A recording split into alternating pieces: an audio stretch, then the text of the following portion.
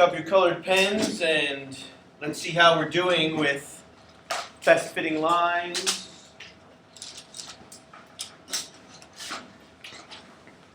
So the first thing you were asked to do is a graph, so I'm just going to reveal. So here's what your graph should have looked like.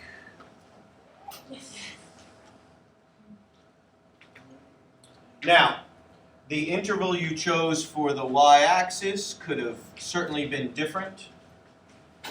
I got this graph from the publisher, and the publisher went by 25s. But no matter what you chose, your graph would look similar. Your graph might be a little bit more steep if you chose a shorter interval. If you choose a longer interval, it would be less steep. Okay? Yes, Sebastian. So then it would be more steep, and then it would also be lower down. Yeah, that's fine. And then you were asked, and here's how you'll know if yours is an appropriate graph.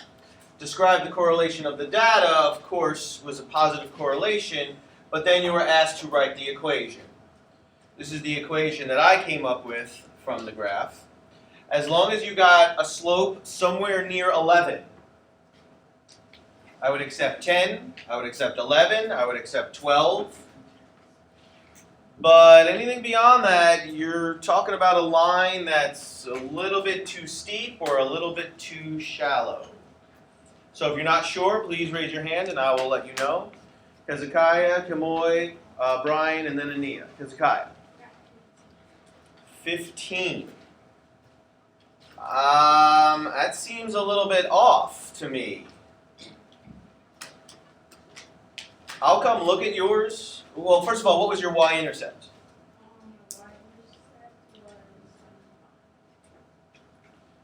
Yeah, I mean, look at the data. I mean, if your y-intercept is 75, that means that this is what your line looks like. Your line is going like this somehow. That doesn't seem to fit. So I'm not sure if you misgraphed a point or two or what happened. Did you start your graph at 2000? That was a key thing, is that you had to start your graph from the year 2000. If you didn't, then it probably messed up your graph. So I think, unfortunately, yours is a little bit too far off. Kamoy? I got 8. 8. What's your y-intercept? What is the y-intercept?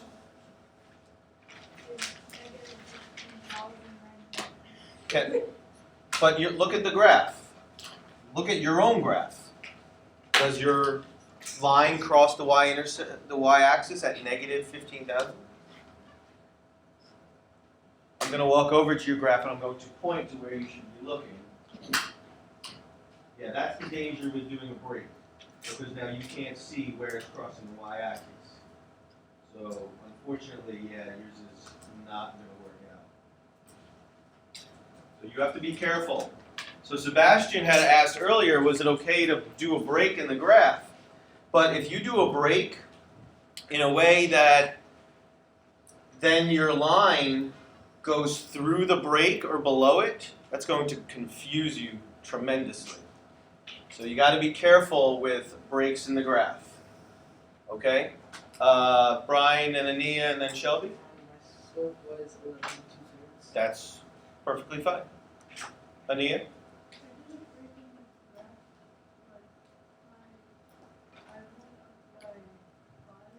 Okay.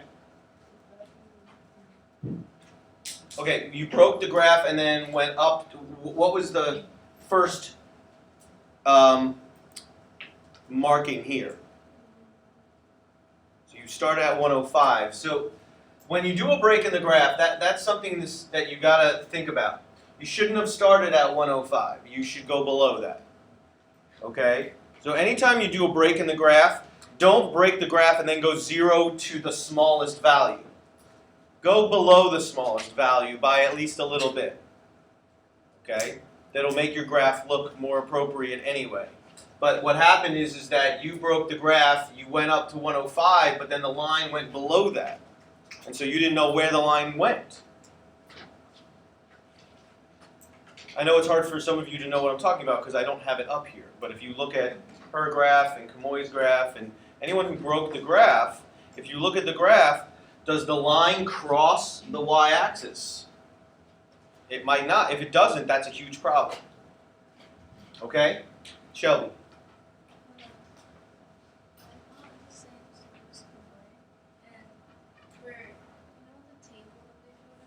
Yeah.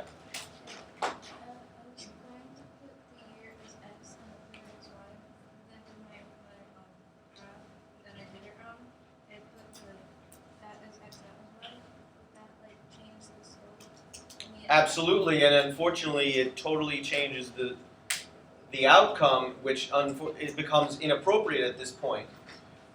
We've talked about how to tell what's x and what's y. First of all, the x value is the independent variable. Independent means it's not dependent on anything else to establish its value. This value depends on the year. So this is the dependent value. Another way to tell is that time. Anything that represents time almost always goes on the x-axis. So I understand that it got confusing, and I have no problem with that.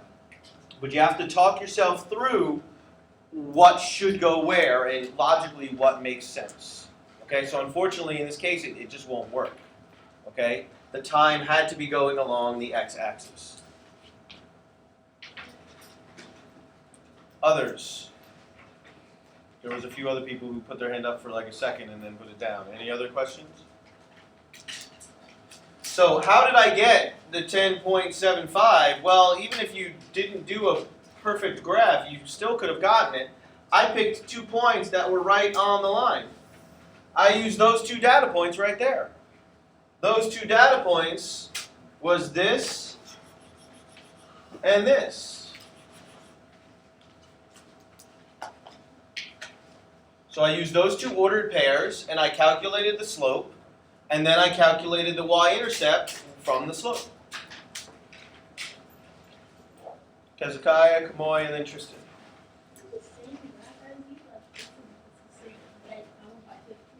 Okay? Okay, I'll come take a look at yours. Kamoy?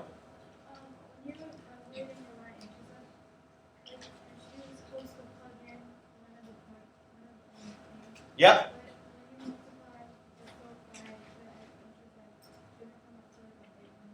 Well, you would think so, but I didn't use 2001, 2002, 2003, 2004, 2005. What did I use? What did I use, Catalina? Yeah. We've talked about time, years really not being a number that represents value. So you should have changed this not to a 0 because I asked you to start your graph from the year 2000. So the year 2000 actually becomes 0. And then that becomes a 1, a 2, a 3, a 4, and a 5. You should have noticed that on my graph. 0, 1, 2, 3, 4, 5. And that's called years since 2000. So we've been talking about this for a while, so I'm not saying it's easy, but it's got to start being some sort of recognition on your part that you've seen this before, you know that we don't use years, we change them into something else more meaningful. Okay?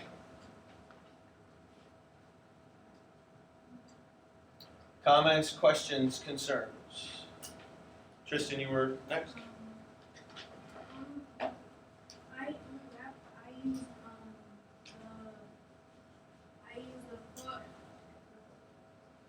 105 and 2001 with the 130, 2004 and the 132. Mm-hmm. And I didn't get the same slope as yours, but my line went through those two. Good.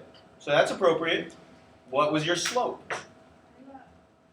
I had a 9 1 over 9. can't possibly be 1 over 9.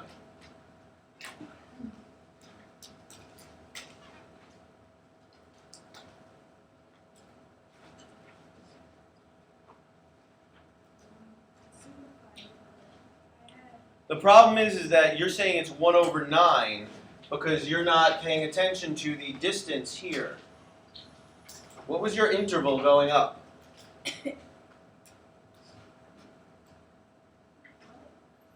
What is this is going by 25s. What is your graph going by?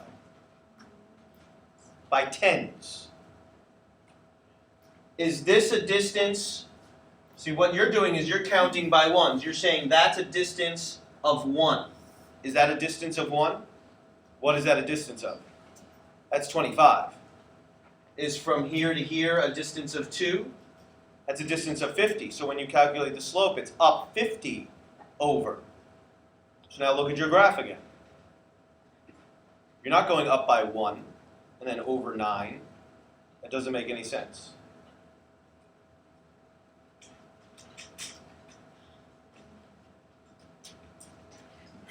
I'll come take a look at yours as well.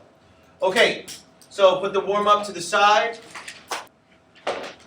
When I introduced the last lesson, I had told you guys that we were going to actually be having 2 lessons together would constitute the culmination of everything we've been studying. Basically, the last lesson and this lesson together constitute the conclusion, the summing up of everything you've learned. It's the true real-world application of all of this algebra that you've been studying. Today we're going to add 1 step to what you learned last time. It's an important step, but it's 1 step. So today we're going to learn how to take the models that we wrote last time and then use them to make predictions. That's the whole point. So, to do this, we need some terminology that we're going to be using. First of all, we're going to be doing a process called interpolation. It's a very fancy word.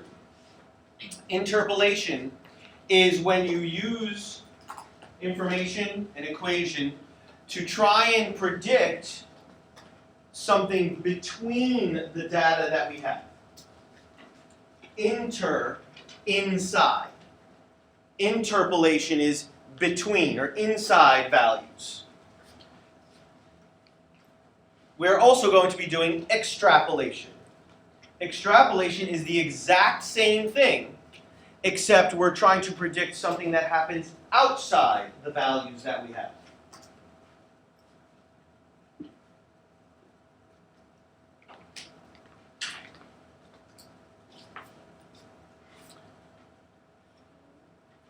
The last idea that we're going to explore is an idea that you already know, but it's going to be discussed in a different way, using slightly different terminology. A zero of a function. A zero of a function is an x value. A zero of a function is actually just the same thing as a solution. It's the same thing as an x-intercept. These terms are all interchangeable. In different classes that you take throughout high school and college, depending on the content, you will use one of the terms. So you might, in Algebra 2, use the concept of a zero of a function. In statistics, maybe you would use a solution or x value. So it really just depends on the context. So I'm introducing you to all of the different ways of exploring the idea. The bulk of our work today will be interpolation and extrapolation. Any questions or comments about these terms? So again, interpolation and extrapolation are the exact same thing, but interpolation is inside the data, extrapolation extra, outside the data. Okay? Yeah. I don't know my root words and my suffixes that well. I know inter and extra. I would say pol is the root word and shun is the suffix. I would have to get some help to break it down a little bit further. So I don't have the answer to your question, but I will look it up. Okay? So, we don't need a new process. We already know the process. So I haven't outlined anything for you. So here is a type of question, and you don't need to copy everything. We need the table of data, but we don't need everything else. But this is the kind of question you're going to be challenged with. The table shows the average NFL player's salary from 1997 to 2001. I tried to get newer data, and I couldn't find it. So this is the data that we're going to work with. So it's a little bit old, but this is the data that I have. Part A, we're asked to make a scatter plot of the data. So we already know how to do that. We explored that weeks ago, and then we explored it last time. Part B, find an equation that models the data. That's what we studied for the most part last time. How to take the scatter plot, draw a line of best fit, and then write an equation from it. So we know how to do that. Part C is where we have the new concept.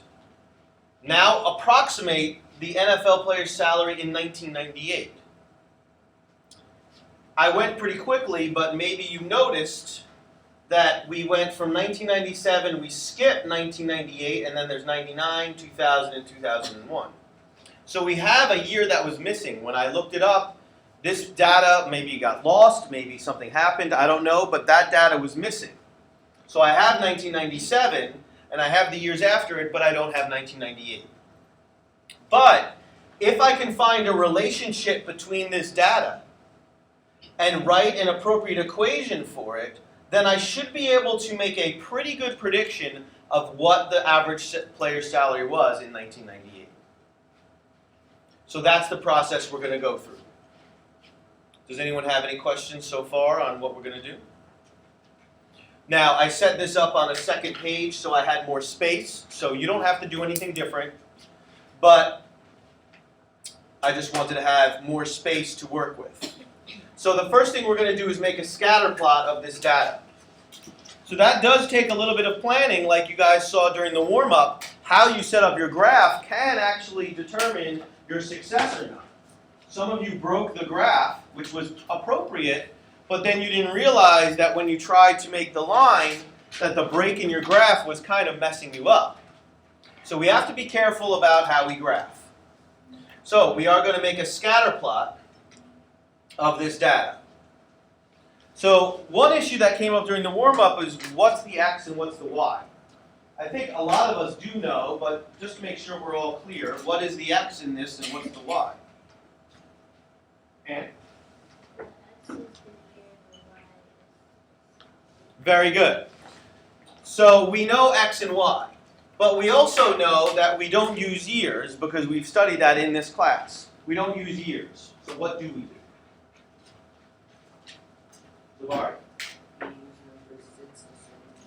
Very good. So what year should be our starting year? We could do 1996 if I asked you to, and you could, and that wouldn't change anything. In this case, we don't have anything coming before, so we can start in 1997. It really won't make a difference. For the purposes of this one, we're going to start at 1997. Jabari was right. We could have started at 1996.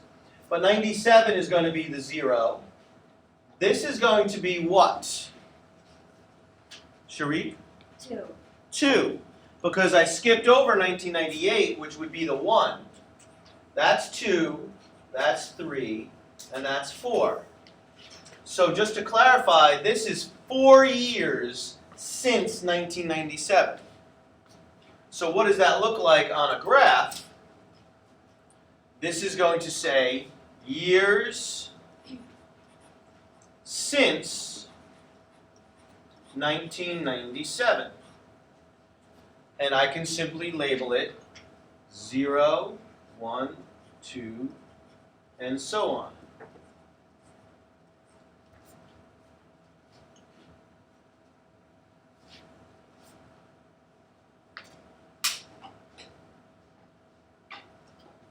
Now I have to figure out how to fit my y values in.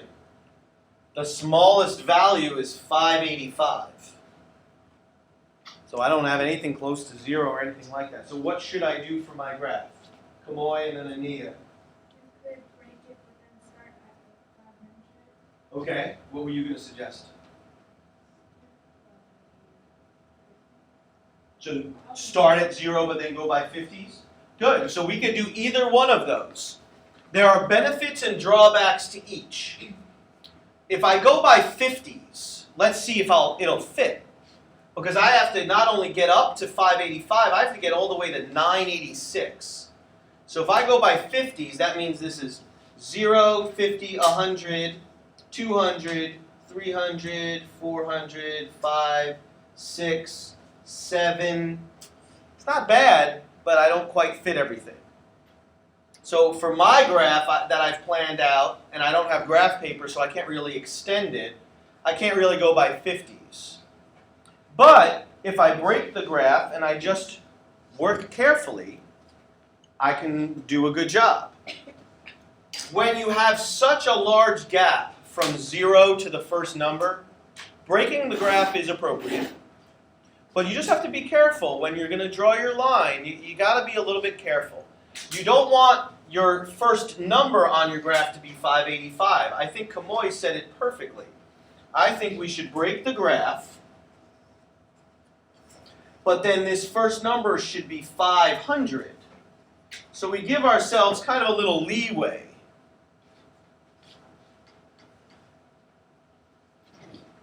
Now, I still have to decide on my interval because I still have to get up to 986 or maybe even beyond that. So what interval should I use from here? What do you think? Eric? No, say it. Say what you were going to say. Good. So go by 50s. Let's see if that'll work.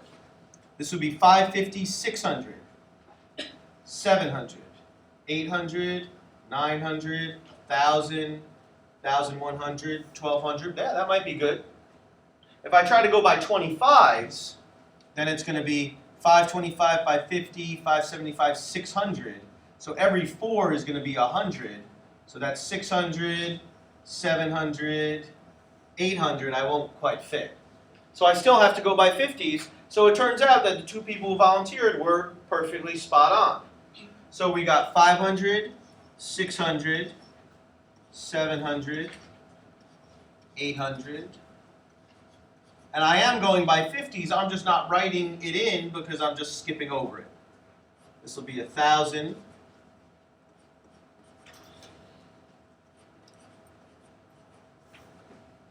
Now, I won't be sure until I do the graph, but I think I've done a pretty good job of setting it up.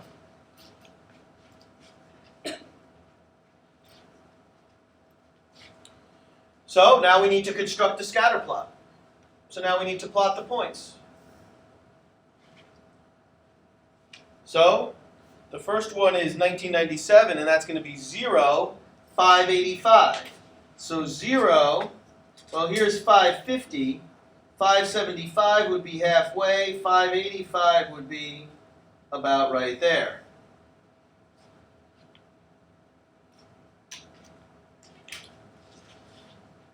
Then we skip over the number 1 because that's 1998 and we go to the 2. 2, 708. So now we have to go to 700, but it's going to be a little bit above that, so that's going to be approximately 708.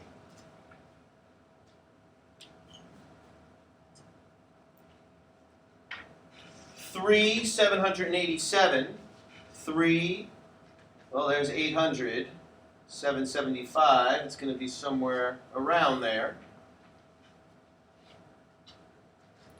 And then 4, 986, so now we do a big jump, 4, almost to 1,000.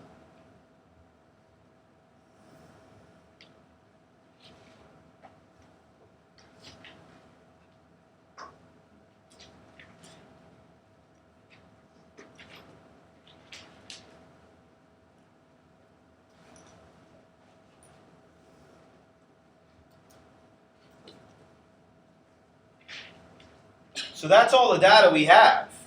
So I have to now come up with a line of best fit so that I can then write an equation. That's what I was asked to do in the second part. So I want a line of best fit. So before you do yours, you can look up here, and I'm going to propose a couple, and let's decide as a group what would make the most sense. I've got a y-intercept. It would be great if I could use the y-intercept. So I'm going to try. Well, let's try that line right there. That's pretty good. What do you think? Give me a thumbs up if you think that should be the line. Nobody thinks that. One person thinks it should be the line. One person is giving me a thumb sideways. I don't really know what that means. Okay, so if you didn't put your thumbs up, that means you should have an argument in your head as to why it's not the line. So Catalina, why is that not the line? Because there's not enough points on one side. There's like 2 and on the other there's none. Okay. Alyssa, what were you going to say? There could be a better line. Okay, there could be a better line. I agree with that. And then we have this point kind of totally neglected. Not only that, this is the most recent piece of data. So if that's the most recent piece of data, it seems like the trend changed a little bit.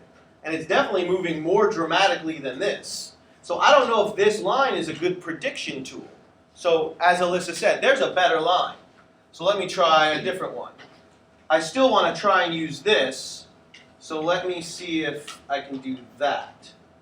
That might be a bit better. Give me a thumbs up if you think that should be the line. Now nobody thinks that should be the line. Okay, Eric, why not? Because there aren't the same amount of points on one side. Okay, so I got 2 points on one side and none on the other, and I've got 2 points going through the line. So now watch, and here's where we didn't have this experience last time, but what if that were my line?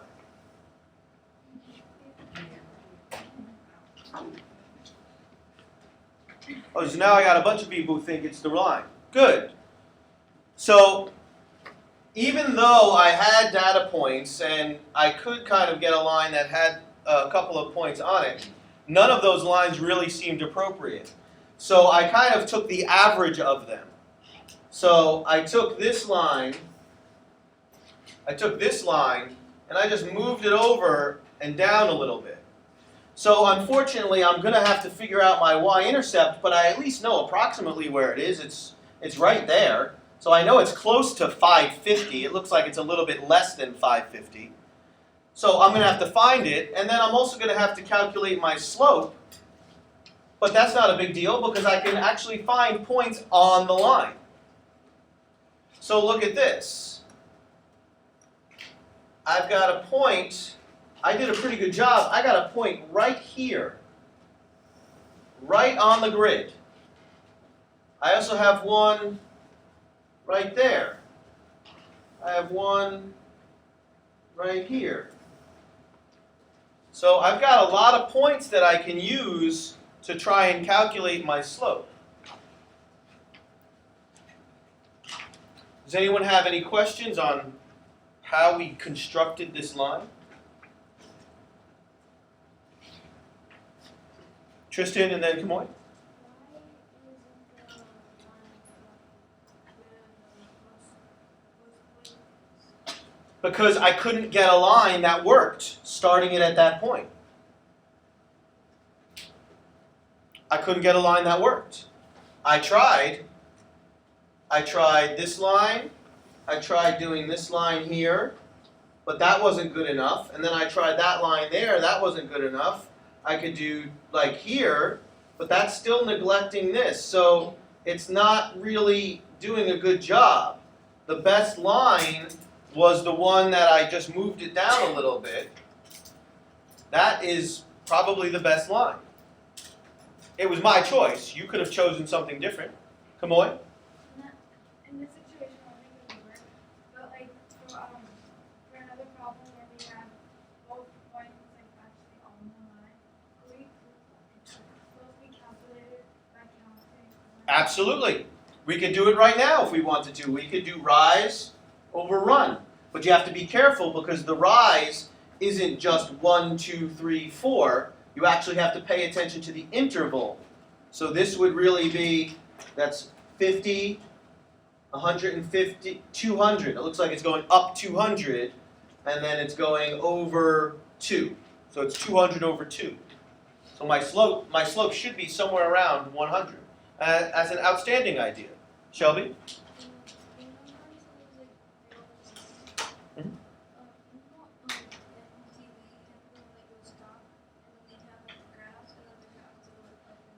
Yep. It's a different type of graph and it's a different scenario. What we're talking about right now are linear functions, and they always form lines. You were talking about stocks, you said? Stocks are constantly moving up and down. Those are not linear. It's a different type of function. Okay? I'm sorry? You're going to see in a moment. Okay? You're going to see in a moment. So now, we want to do parts B and C. Part B was find an equation, and then part C was to use that equation. I'm going to try and use a new tool here and see if it works.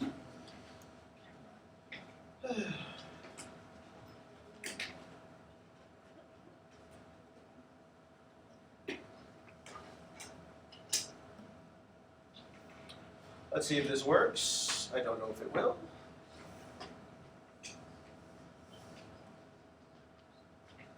It did. Oh.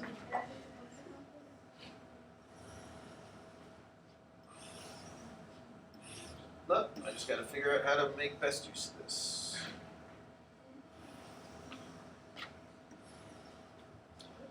So I was able to snapshot the graph from the previous page to help us give myself a little more space. So this was the graph that we drew on the previous page. And so now I need to write an equation. And we're going to use slope-intercept form because that usually works out very nicely. And so I need my slope and my y-intercept. So I could see the y-intercept on the previous page. I know it was somewhere around 550, a little bit less. 1 second. But we calculate the slope first. And I've got 2 points to use. I can use this point, this one. It doesn't really matter. So I'll use this point here and that point there to calculate my slope. So this point was, let's see, 1, 2, 3, 4, 5. So that's, excuse me. This point is 5, 1050. And this point is 1, 2, 3, 850. Or we could do what Kamoy said. Kamoy already knows the slope because she did rise over run. But since the graph was a little more complicated, I decided to try and do it this way. And so we've got x1, y1, x2, y2. And so we get the slope of 1050 minus 850 over 5 minus 3. And we do get 200 over 2, which ends up with a slope of 100.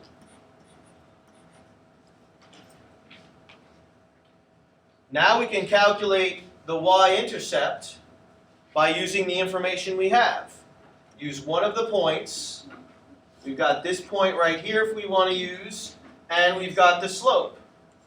Plug that into slope-intercept form. Y equals mx plus b, and solve for b. Y is 1050. Slope is 100. X is 5 plus b. What do we end up with when we do that, solve that equation? Anne? Go ahead.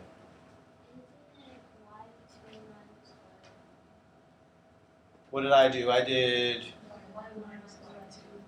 Okay. Well, it ended up, yeah, I did y1 minus y2 over x1 minus x2. I apologize if I confused you. That's totally my fault. In actuality, you'll get the same answer no matter what. If I do it the other way, I'll end up with negative 200 over negative 2, and I'll still get 100. Okay? Thank you for pointing it out. I do apologize if I confused anybody with that. I went a little too quickly for my own good. Okay? Ania, and then back over here. Ania, go ahead. What is it? Is it 650? You're close.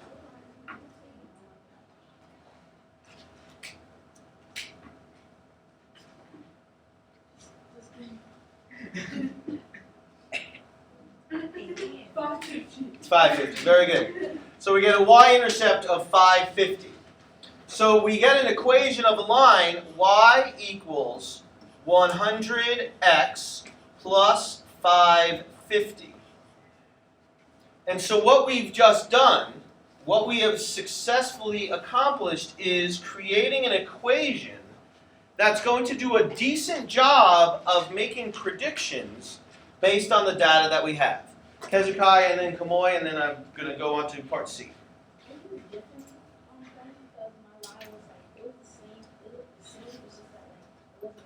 That's fine.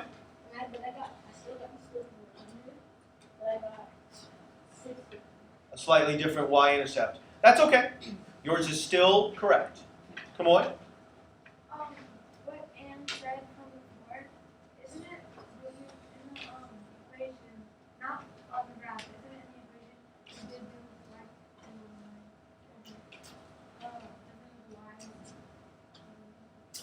Yeah, I just did it backwards, that's all.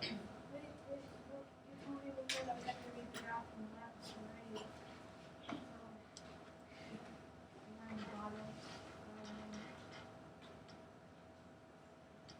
right. I must have said in the past that we tend to read from left to right, but you don't have to. But the point is that it won't make a difference. Whether this is y1, x1, y1, or this is, it doesn't matter. You will get the same slope no matter what. You will get a slope of 100. So this is the answer to part B. This was the work for part B, for finding an equation. Now we are asked to approximate the average salary in 1998. So in part C, now we're going to use our equation. We're going to use it. So in 1998, what number are we using to represent 1998? Based on the changes we made at the beginning. Kayla? That's year 1. Because 1997 was 0. 1999 was 2. 1998 must be 1. How do we use the 1? What do we do with it?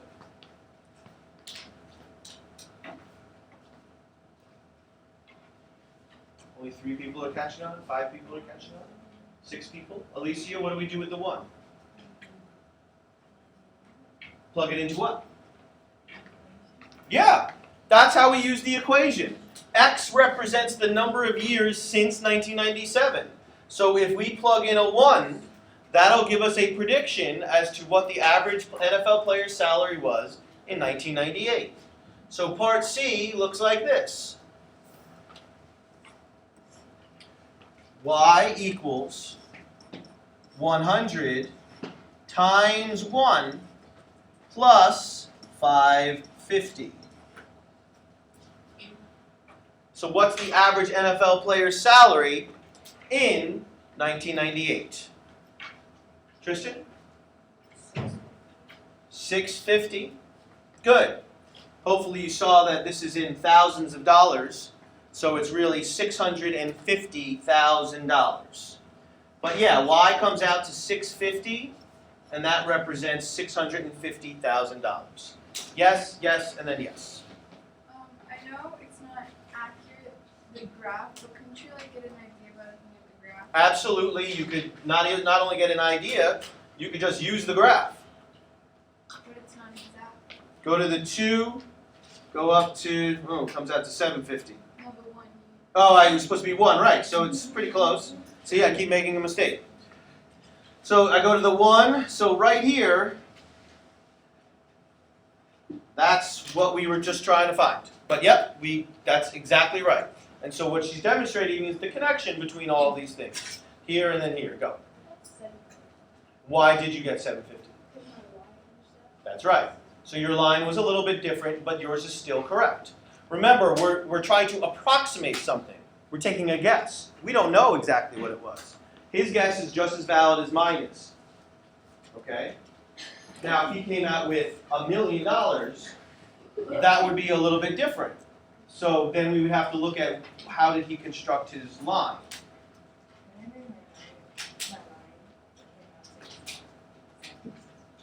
Good. So and it is possible that you came out to exactly 650. Very good. So this is the process that we started last time, and then now we're kind of finishing this time. We made the scatter plot. We made a line of best fit. Then we created an equation based on the line, and then we used it. This was the new skill, using the equation. Not really that challenging, that part.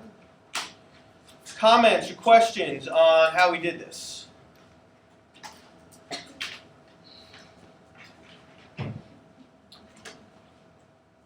Okay, so I did have another one that I was thinking of doing, but we really spent a lot of time doing that one. So I want to go on to the second skill of the day, and I want to give you time to practice as an individual and with your classmates.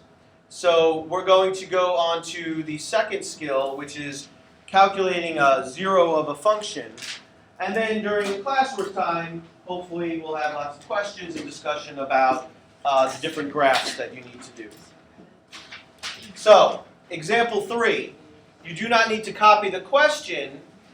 You need to read the question, but then you need the function written out.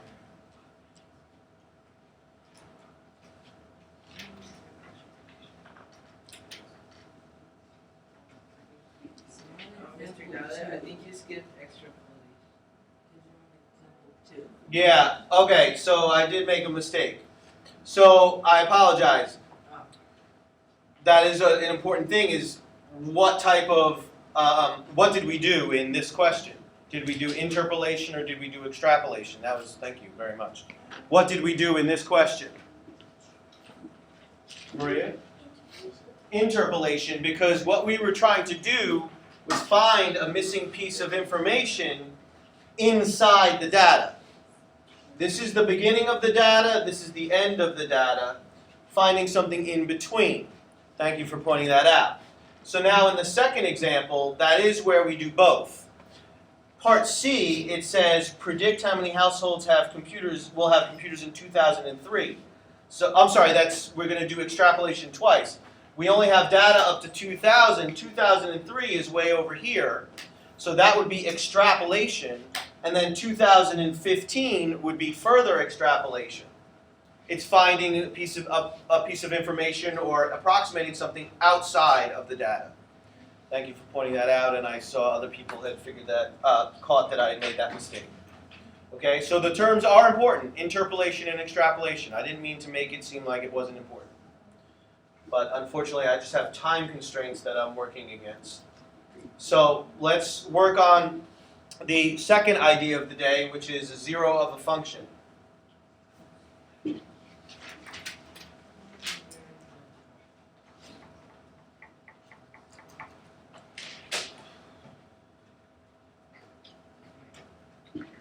So, a scientist somewhere studied public transportation and came up with an equation that models the percentage of people using public transportation. And here's the model. F of x, or y, equals negative 0.045x plus 5.7, where x is the number of years since 1983. Find the zero of the function. You already know how to do this. We've done it before. To find the zero of the function, you take this expression, this f of x, and replace it with a zero. You don't replace the x with a zero, you replace the f of x with a zero. Another way to think of it is this. If I change the f of x to what it really represents, if I put a y in its place, finding the 0 of a function means replace the y with a 0. So this is the process that we go through. We put a 0 in place of this, and so here is the equation we have. 0 equals negative 0.045x plus 5.7, and now solve the equation for x. And that's called the 0 of the function.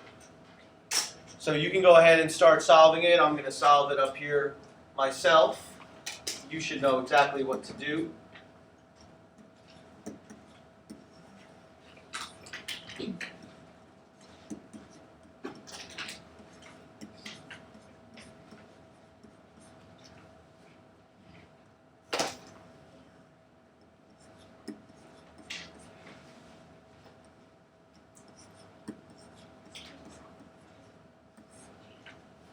And so what do we get for the value of x? What does x equal? Put your hands down for a second. I got a bunch of people still calculating it.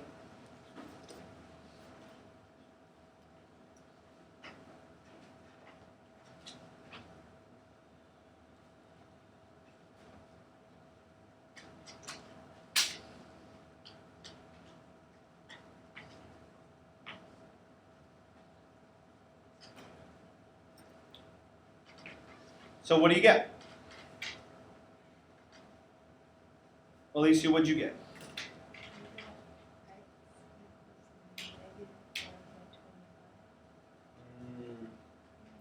Made a mistake somewhere.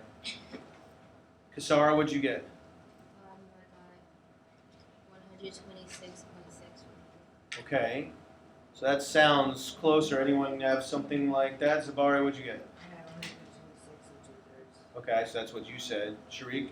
I agree with both of them. I Okay. rounded it to 12.67. Okay. Brian, you had the same thing or you had something different? I have 126. Okay, so we round it off to a nice whole number. We get approximately equal to 127, 126.6 repeating, like Kasara said, or 126 2/3. So this is approximate. So we get a 0 of the function of 127. So here is the magic question. What does the 0 of the function mean? What does it mean in this case? 4 people have an idea, and it's not easy to interpret. Sebastian, Brian, Sharik, and Catalina. Sebastian. Wait, can you I kind of think it's Okay, Brian? I want 0 or the 0 of the function is when x is how many years in the after 1983 that 0 people used the bus. Okay. Yeah. Okay. Sharik, what were you going to say? Okay, if X is the number of years since 1983, I'd say like X equals 127 would probably mean like 127 years after 1983. Okay. That is exactly what it means. It means 127 years since 1983. Very good. Catalina? Okay. Sebastian? No, I thought doing the same thing as you said. Okay. So 127 is the number of years since 1983. So what year is that? I'll figure it out right now. What year is that?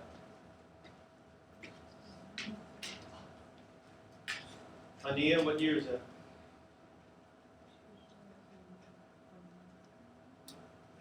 Close. 2,100, and you're missing something, Aliana? 2,100.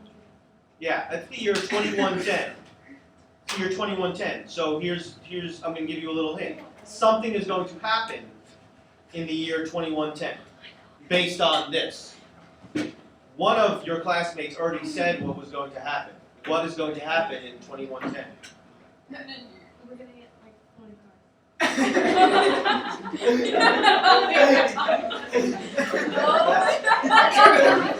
An Standing interpretation. I hope that's true. I think it's going to be way before 2110, actually. But based on this, It's gonna be I don't know if that's really what was going on in this question. We're gonna drive around in bubbles. Come on. We're gonna start going to work in bubbles like we're doing the rocket. Okay. I have no idea what you're talking about. So what you guys are saying are things that have nothing to do with this scenario up here. You're trying to take a guess, but that's not what I'm saying. I'm saying something based on this scenario, something is going to happen in 2110. So what is going to happen? Anne? I guess that public transportation is Why? Why is it extinct?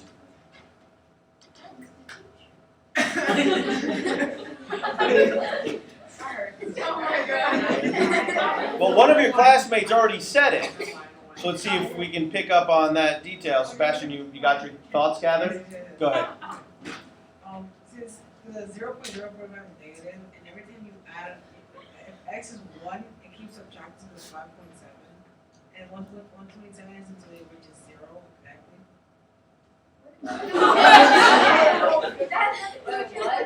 That is exactly correct.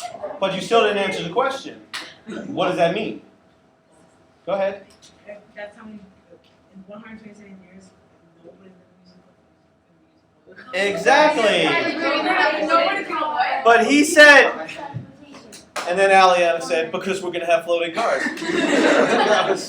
That's true. That is a much more attractive transportation option. But Sebastian just said something really, really important. That since this is a negative slope, what that means is decreasing. Every time you add a year, it's decreasing more and more and more. So based on this scientist's work, every year since 1983, public transportation has a drop-off. And what we have figured out when we figure out the zero of a function is we're taking a guess as to when no public transportation will be used at all. And Brian did say that when he first was trying to articulate what was going on. He said that's the year when 0 people would use the bus. He said it quickly, and we kind of moved on, but I was hoping someone would have picked up on it. So, but Sebastian's explanation was really, really good. This is why. When you have a negative slope, this is what the graph looks like. Think about it. It's a line that goes like that. And so if I put in an x and y intercept like this, we just figured out this point right here. Oh. So that's 127 years since 1983. In the year 2110, nobody will be using public transportation based on this scientist's work. Now, do you think that that's true? Do you think that that's realistic? Nobody knows. What if we get floating buses? Maybe. I read my mind. I was gonna say that later. I was gonna say that. If we've got floating cars, there should be floating buses. I'll take it a step further. I mean, why can't we just transport, like magically transport? Who needs a floating car? I can just step into a tube and just. I should have said that. What's wrong with me? Reading my mind. Yeah. Okay. So. This is a very interesting classroom. Oh my God! Very good. Everybody's reading my mind. Okay. So, but that's the process of trying to figure out what the zero of the function means. Another point here is that when you have the x-intercept, this is the x-intercept, that's the same thing as the zero of a function. That's the same thing as saying a solution. The solution of an equation is where it crosses the x-axis. So these terms are interchangeable. Okay? We're doing a good job. We lost a little bit of time because of the flying cars. So let's try and make up that time. I don't know if we're going to finish everything, but you're going to try. You're going to work hard for 10 minutes, and you do the best that you can. You might finish 1.5 questions. You might finish 5 questions. You just have to work hard and do your best. So we've got about 10 minutes to work. You also may learn how to fly.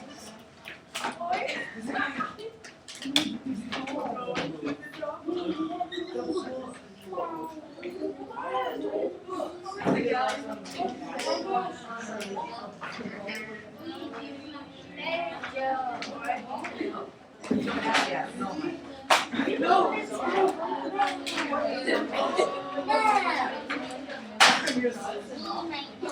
Like, yeah, you should fire checking from that job. Every day you say,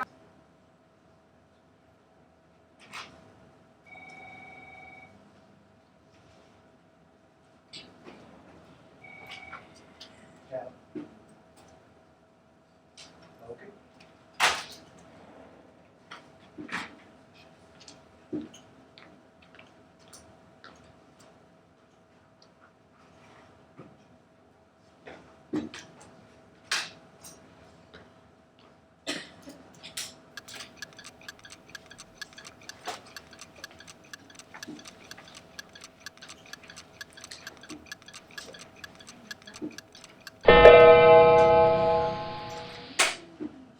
Okay, so as I said, it's okay. I didn't expect you to finish everything. It was a tall order. So you grade what you did. So, number 22. Here was the graph. Graph's over here. The line could have been a lot of different things, but here's the equation. And if your equation is close to mine, then your line is appropriate. I will accept a lot of different things. I would probably accept a slope of anywhere from 50 all the way up to 75.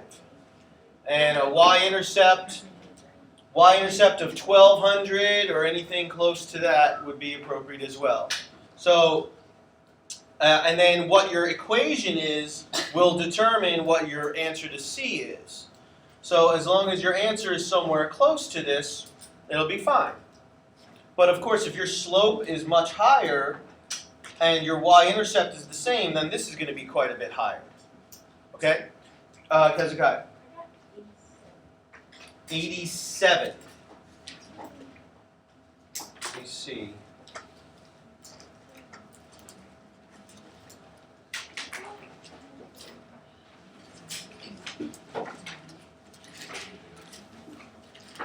Um, 87's pretty close, I guess. It seems a little high to me, but it seems okay. Kayla? Yeah, I didn't even finish revealing answers, but yeah, what's your question?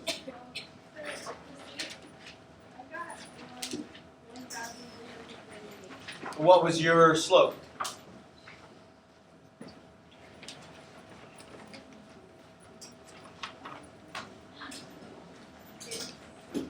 What was it?